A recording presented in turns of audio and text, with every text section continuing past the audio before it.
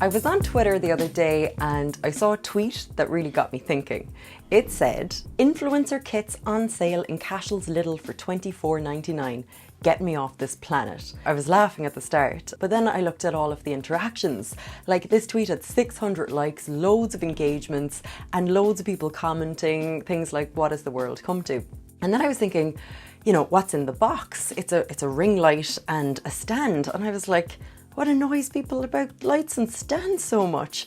And then I was like, okay, it's not the light and the stand. It's the fact that this item is calling itself an influencer kit. Basically, like, if you buy me, you will become an overnight influencer success and make millions of monies while you sleep and eventually take over the world.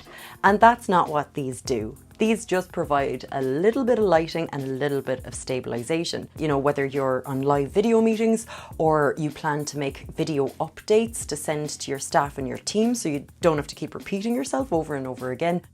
It's always nice to have a bit of light and a stand to put the phone into to keep the shots as stable as possible. So then yesterday I was walking in a supermarket and I came across this guy, and this one is far more humble, calling itself a standing ring light. So let's go through what's in the box so that you'll know what to look out for on the specifications on the outside if you do plan on buying one. We'll also look at the settings of the ring light so you can see the different adjustments that you can make, and we'll cover some tips for how to set up your ring light in a couple of different ways.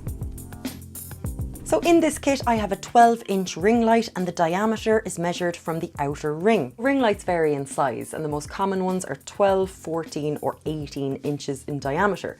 Wider diameters tend to cast a softer light, so can look nicer.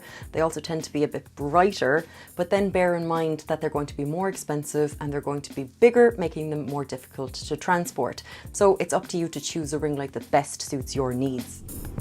The stand is great to have, as you can use this as a tripod even when you're not using the light. Now with this stand, you'll notice that the legs are on the bottom of the stand. So unlike a traditional tripod where the legs would be all going up towards the kind of neck, these are at the bottom. Now this is very handy in small rooms like I'm in because, you know, it's easy to move around and it's not taking up as much space.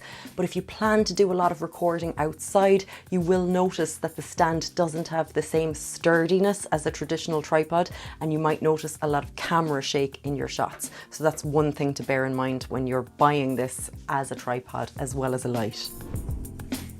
The maximum height of this particular ring light is 1.35 meters, or around 4'4" tall.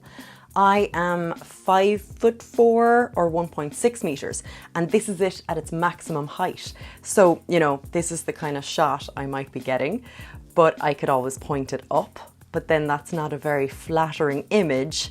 So I have two options here. Firstly, I could just, you know, kneel or sit in a chair, and then alternatively, I could use a table and just leave it on a tabletop like that.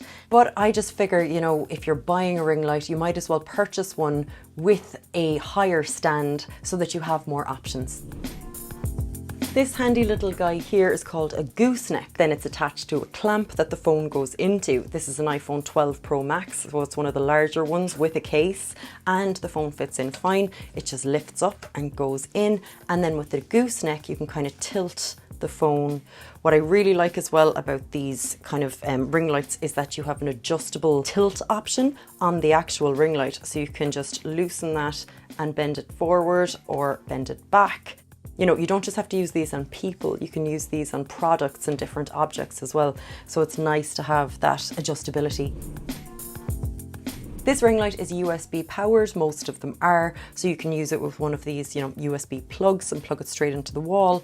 Or if you want a more portable option, you can get one of these battery packs and just plug it straight in there. The controls are attached to the cable coming from the ring light, and what you can do is adjust the brightness as well as the color temperature. So this is it at its lowest level of bright, and I can go 1, 2, 3, 4, 5, 6, 7, 8, 9. The next option is to adjust the color temperature. It has 3 options. One of the options is very yellow, and this is handy in evening shoots because it's similar to the colour of lamps. Then this one is white or blue light, which is kind of similar to how it looks outside, so this is really handy during the day.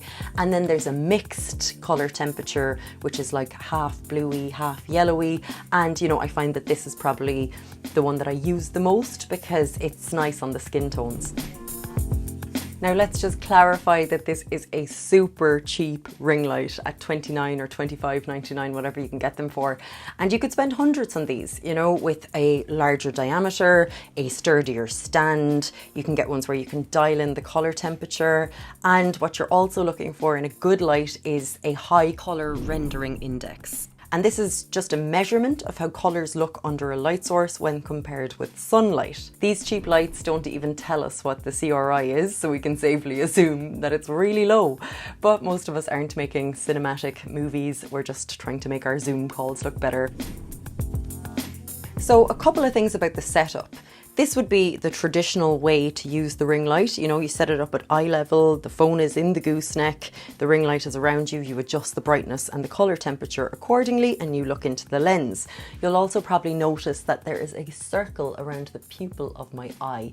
And I love this look, but some people just can't stand it. However, if you're a person who wears glasses, no I'm not, so I don't have a pair, but I'll just try it with sunglasses, you will notice the reflection of the sunglasses coming off the ring light, and that can be really distracting for your viewers. The only way around this is to put your phone on a separate stand, raise the ring light, and then tilt it towards you. And finally, if you're super flahool and have the millions from all of your influencing videos, you could purchase 2 ring lights and put one at either side of you. The benefit of this is that, you know, when a ring light is shining on your face, it's catching a nice soft light around your head. But what you want to do with video most of the time is try to make a flat 2-dimensional image look more 3-dimensional, and you achieve this by putting one light at one side of your head, another light at the other side of your head. If you wanted to take it to the next level, then you put a 3rd light behind you and shine it around here on your hairline, and then this will separate you a little bit from your background. I've added a couple of ring lights that I'd recommend to the vidacademy.com/equipment, so you can check them out there. If you've any comments or tips for using ring lights, please leave them in the comment section below, and I'll see you for the next video.